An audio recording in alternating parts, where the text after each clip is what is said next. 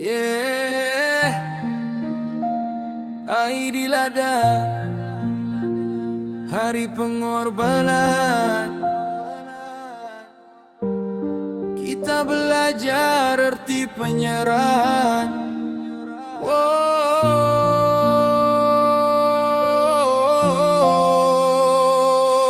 Kisah Nabi Ibrahim jadi pedoman, bersama Ismail penuh keimanan. Bukan sekadar sembelih korban, ada rahasia dalam pengorbanan. Lembu dan kambing hanya kiasan, bukan pada daging jadi ukuran. Yang Allah pandang hati dan iman, ikhlas menyerah seluruh kehidupan. Dari jasad sampai ke jiwa, semua milik Yang Maha Esa. Apa yang ada bukan kita punya, semua kembali kepadanya. Korban, korban sampai tahap nyawa, menyerah diri sepenuh jiwa. Hanya Allah tempat berserah. Korban, korban sucikan hati kita, buang sombong dan segala dusta. Kembali kepada Yang Maha Esa. Aidilfitri, kembali fitrah. Aidilada, tanda pasrah.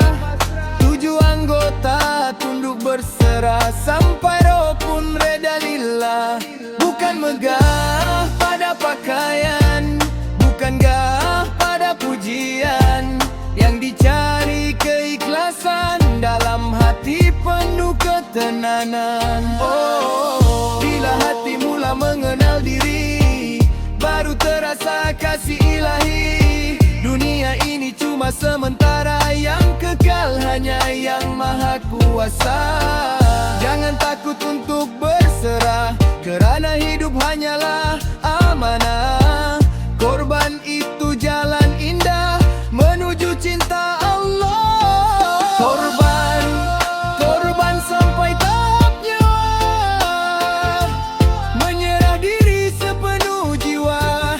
Hanya Allah tempat berserah. Korban, korban sucikan hati kita, buang sombong dan segala dusta. Kembali kepada Yang Maha Esa. Hari raya korban bukan sekadar sembelihan, tapi penyerahan sampai ke dalam jiwa. Reggae dakwah, peace, love, iman.